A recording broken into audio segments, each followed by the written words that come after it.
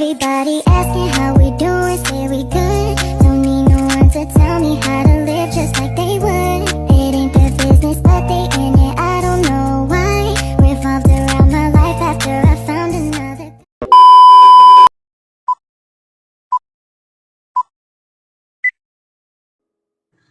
Assalamualaikum warahmatullahi wabarakatuh. Perkenalkan, nama saya Resti Selpiani dari Prodi Ekonomi Syariah kelas 2C. Pada kali ini saya akan membahas materi tentang konsep harta dalam Islam, mata kuliah pengantar ekonomi Islam. Pengertian harta dalam perspektif agama Islam, harta atau al-mal memiliki arti yang sangat penting dan luas. Harta dianggap sebagai milik Allah Subhanahu wa Ta'ala, yang oleh manusia sepatutnya dijadikan sebagai alat untuk mencapai kesejahteraan yang hakiki, baik di dunia maupun di akhirat. Harta adalah kebutuhan pokok manusia yang bersifat primer, yang terlindungi sejajar dengan kebutuhan akan agama, jiwa, akal, dan keturunan. Dalam Islam, harta tidak hanya berarti materi, tetapi juga termasuk aspek spiritual dan sosial. Islam memberikan apresiasi setinggi-tingginya atas orang yang mengupayakan berbagai cara yang halal untuk memperoleh harta benda. Islam juga memberikan perlindungan penuh kepada harta benda yang akan dimiliki oleh manusia. Harta memiliki beberapa jenis. Yang pertama yaitu dari segi boleh dan tidaknya memanfaatkannya, terbagi kepada mutakawim dan ghair mutakawim. Harta mutakawim atau bernilai adalah sesuatu yang boleh diambil dan dimanfaatkan menurut syarak. Contohnya seperti gandum, daging, ikan, dan hal-hal mubah lainnya. Sedangkan harta ghair mutakawim atau tidak bernilai adalah sesuatu yang tidak boleh diambil manfaatnya, baik jenisnya, cara memperolehnya maupun cara penggunaannya, seperti daging anjing, babi, homer. Jenis harta yang kedua yaitu dari segi menetap dan tidaknya di tempatnya, terbagi menjadi dua, yaitu manqul dan ghairu manqul.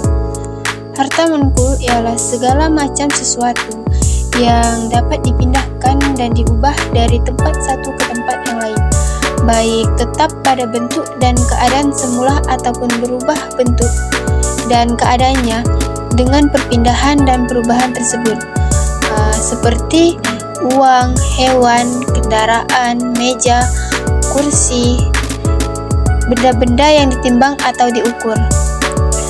Adapun harta ghair manqul adalah segala sesuatu yang tetap atau harta tetap yang tidak mungkin dipindahkan dan diubah posisinya dari satu tempat ke tempat yang lain menurut asalnya.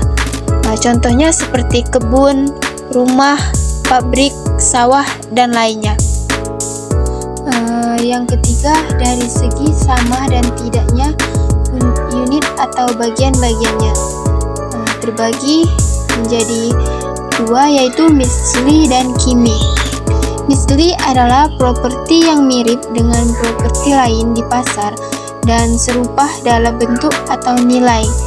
Jika ada perbedaan antara kedua properti, perbedaannya adalah harga yang bisa disepakati semua pihak.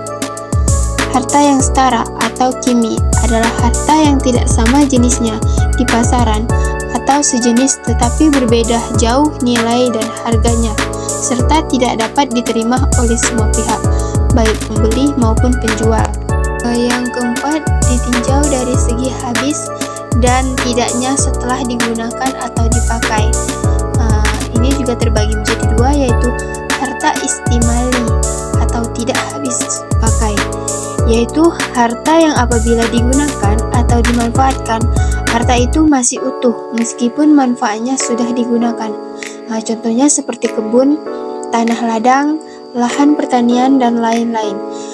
Sedangkan harta istihlaki atau habis pakai, yaitu harta yang apabila digunakan atau dimanfaatkan, harta itu menjadi habis.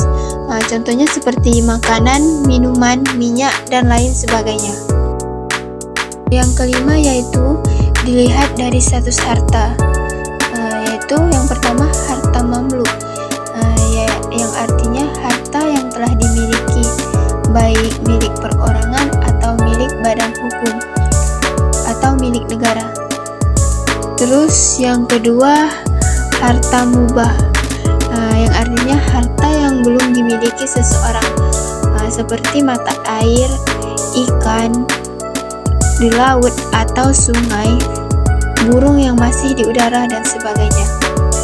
Terus yang ketiga ada harta mahjur, yang artinya harta yang ada karangan syarak untuk dimilikinya secara pribadi, seperti harta wakaf atau harta untuk kepentingan umum. Selanjutnya dilihat dari segi boleh dibagi atau tidak, yaitu yang pertama mal-qabil lil al-qismah, atau harta yang dapat dibagi. Artinya harta yang tidak dapat menimbulkan kerugian atau kerusakan apabila harta itu dibagi-bagi dan manfaatnya tidak hilang. Seperti contohnya seperti gandum, beras, anggur, jeruk, duku, dan lain sebagainya.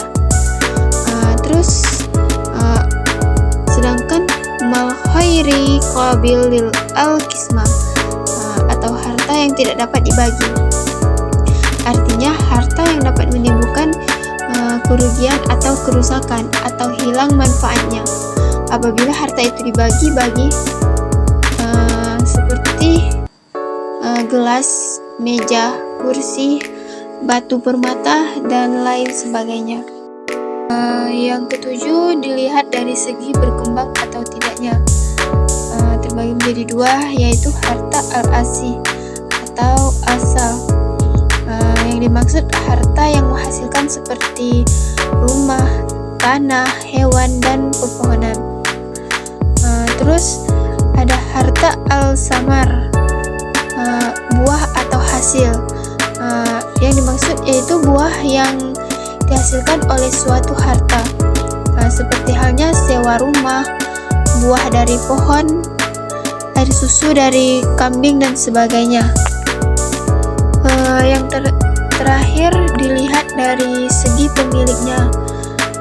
Yang pertama harta milik pribadi, yaitu harta yang tidak bersekutu dengan yang lain dan tidak boleh diambil manfaatnya kecuali ada izin dari pemiliknya.